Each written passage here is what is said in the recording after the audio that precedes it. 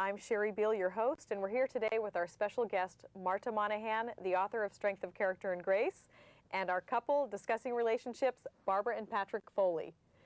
Marta, what is your take on love at first sight? Well, I'm sure that it may happen, so I'm not saying it doesn't happen. But what people usually do is they believe an image, which more often than not is a false image, and project parts of their soul to this person and fall in love with a projection of themselves. So the other person cannot keep those expectations, because once they believe something, a person believes something, they create expectation and expect the other person to match them. So usually the love at first sight is usually one of those. I'm sure that there are times when two authentic people meet each other, make an impression that they maintain because they are those images.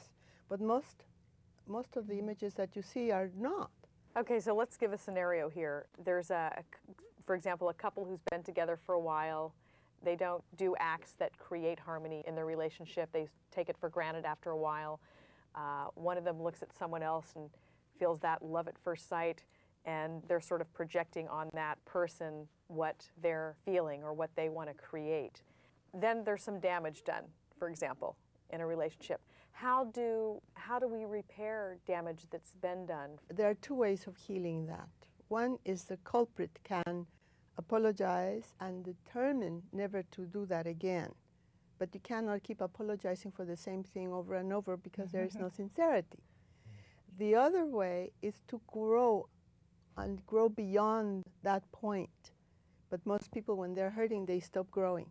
So you have to keep stretching and do 5 acts of improvement that I teach in my book to go beyond the point where you are at the time, so you can heal yourself by growth and leave the pain behind. And sometimes those relationships do heal and they go on. I try, and my results are very high, so I'd say it's not uncommon when the two people want to try.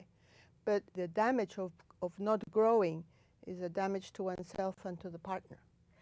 You mentioned 5 acts of conviction. Yes. Can you explain what the 5 acts of conviction are and give Barbara and Patrick some homework? Well, the 5 acts of conviction are 5 acts of improvement in any area, but specifically 5 acts of improvement daily for your relationship, or at least 2, but something every day, because otherwise you're losing the closeness. Because the closer you are, the more care that it needs. And also to do some of those 5 acts for your personal growth so that you don't become boring to yourself and then boring to somebody else as a result. Barbara and Patrick, do you have any questions for Marta today? Well, I guess I'd want to ask some, could you give me a specific of the 5 acts of what you'd recommend, or do you recommend sometimes for people? To raise the standards, to raise the quality of the way that you treat each other, the way that you speak to each other, specifically when you're angry, because that's when the damage usually happens. And you don't need to cause damage. So just biting your tongue and not saying it, that's one very good act of strength and improvement. Isn't that holding something in, or is there another way of expressing it, maybe instead of angrily? You express the pain, express how you feel, but not in a form of accusation saying you humiliated me, because that may not be true. But that you feel humiliated, is if that what you feel, then that is true to you, because your feelings are the only thing that you know. The rest are assumptions. Do you feel, Patrick, that there's something in your relationship that you could improve? Oh yeah, there's one of my major faults right now is I criticize her driving a lot, which is probably very common for a lot of men, but it's one area that I have to really work on because I criticize too much. Does it make you very nervous? It makes me nervous at times. Mortally nervous. And I yell, I scream, my voice goes up. It's not pleasant. Yeah, we carpool together, so we spend a lot of time on the road. Ah, I thought it was just me. No monopoly. So Marta, what do you have to say about that? Again, I would say that one has to accept the person as they are and accept that they are not what they are not. So she is not a good driver. So either you Well, I drive disagree, but or take lessons. But she may be a safe driver, and it's your driving different that may create the friction. So you have to be very careful, because when you criticize someone who's driving, that could make her have an accident.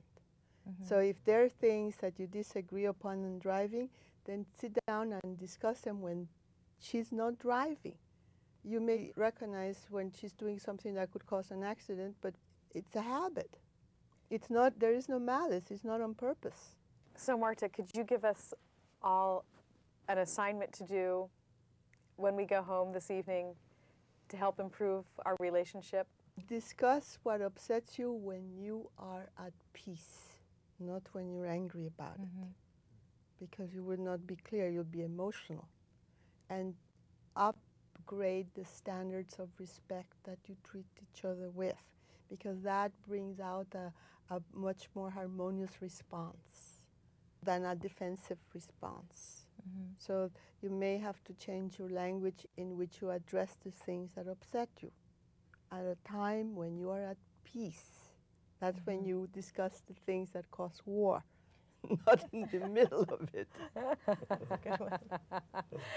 Thank you very much, Marta, for being with us today. My pleasure. Thank you, Barbara and Patrick Foley, thank for you. opening up and being Our with us here pleasure. today. Thank you. So if your relationship needs a little spark, upgrade your treatment of each other.